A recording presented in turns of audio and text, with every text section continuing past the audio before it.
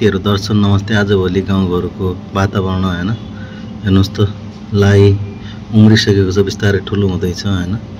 यो तरिकाको हुँदैछ गाउँतिरको वातावरण हैन।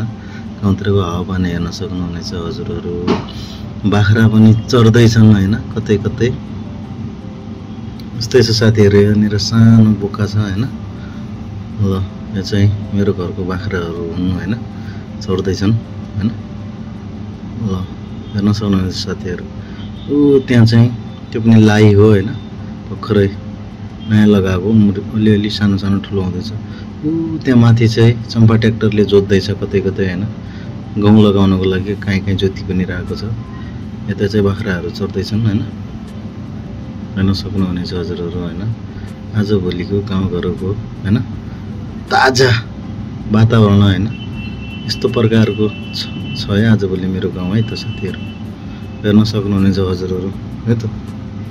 अनि हजुरहरु पनि सबैजना आराममा हुनुहुन्छ होला भन्ने विश्वास पनि लिएको छु हैन। अहिले चाहिँ सबै बाख्रा के गाउँको 4-5 घरहरुको बाख्रा चाहिँ यता चढ्दैछन् हैन। खेतमा यो पर्सो पनि हालेको छ मान्छेहरुले। बाख्रा चाहिँ चरिरहेको अवस्था हैन। अहिलेको टाइममा चाहिँ बाख्रा चराउने अब त्यही त हो नि हैन।